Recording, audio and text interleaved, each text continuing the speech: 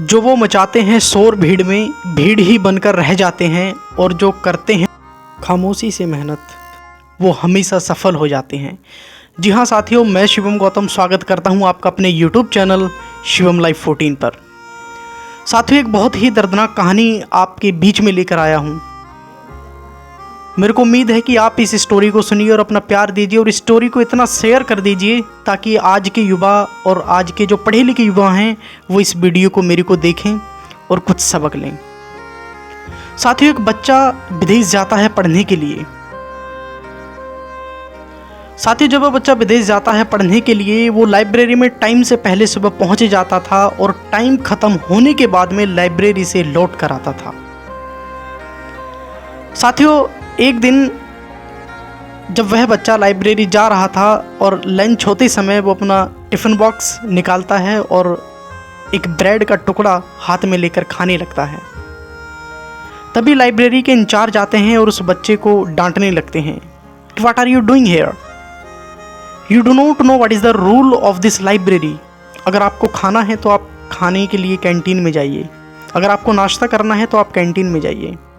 लेकिन साथियों, वह बच्चा उस लाइब्रेरी इंचार्ज की बातों को सुनकर रोने लगता है और कहता है कि साहब, मेरे पास इतने पैसे नहीं हैं कि मैं कैंटीन में जाकर खाना खा सकूं।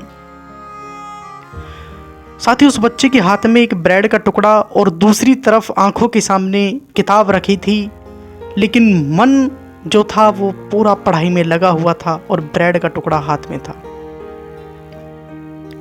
साथियों, लाइब्रेरी इंचार्ज उस बच्चे की बात को सुनकर उनकी आंखों से आंसू निकल आते हैं और वह उस बच्चे से कहते हैं कि तो चल मेरे दोस्त, मैं तेरे को कैंटीन में खाना खिलाऊंगा और आज के बाद हम दोनों साथ साथ खाना खाएंगे।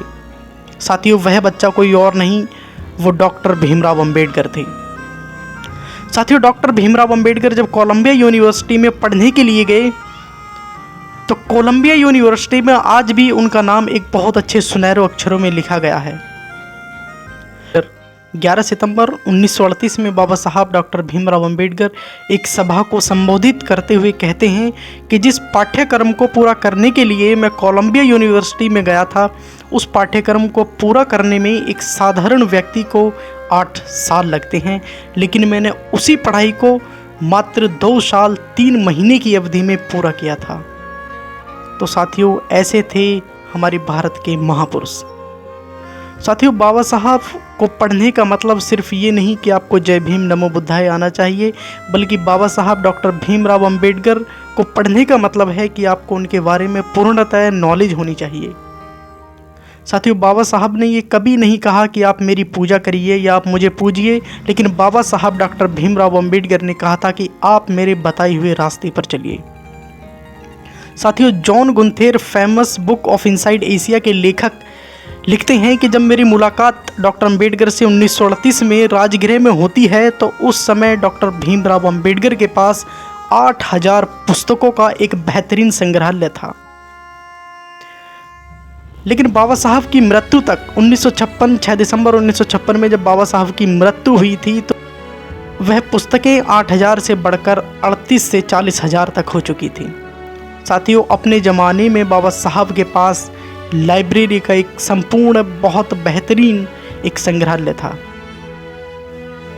तो साथियों, आज हमें ज़रूरत है बाबा साहब को पढ़ने की, बाबा साहब के स्ट्रगल को पढ़ने की। बाबा साहब ने कहा था कि मैंने 2 साल 3 माह अवधि की पढ़ाई करके कोलंबिया यूनिवर्सिटी में जो नाम कमाया, उसको मैं उस पढ़ाई को पूरा करने के लिए डेली में 15 से 20 घंटे डेली पढ़ता था, क्योंकि मुझे पता था ये मेरे पास एक बहुत अच्छी गोल्डन अपॉर्चुनिटी है जो मेरे पास दोबारा कभी नहीं आएगी। इसलिए बाबा साहब डॉक्टर भीमराव अंबेडकर 18 से 20 घंटे पढ़ते थे। इसलिए साथियों, डॉक्टर भीमराव अंबेडकर को सिर्फ भारत में ही नहीं बल्कि भारत के अलावा पूरे विश्व में बाबा साहब डॉक्टर भीमराव अंबेडकर को आज मानते हैं, उनके विचारों को लोग वाक फॉलो करते हैं।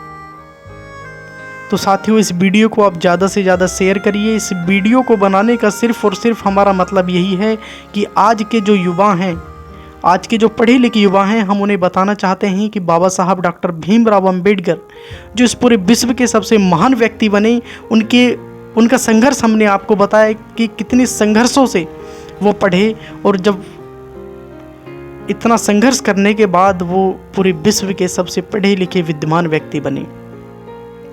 तो ख़ास तौर से आज पढ़े लिखे युवा को ज़रूरत है बाबा साहब के स्ट्रगल को पढ़ने की और बाबा साहब के कॉन्स्टिट्यूशन को पढ़ने की, बाबा साहब के बायोग्राफी को पढ़ने की। धन्यवाद साथियों। वीडियो को ज़्यादा से ज़्यादा शेयर करें और बेल आइकन को प्रेस करिए और हमारे चैनल को सब्सक्राइब ज़रूर करिए। अगर आप इसी तरीके की मोटिवेशनल वीडियो सुनना चाहते हैं तो हमारे चैनल को ज़रूर सब्सक्राइब करिए। धन्यवाद।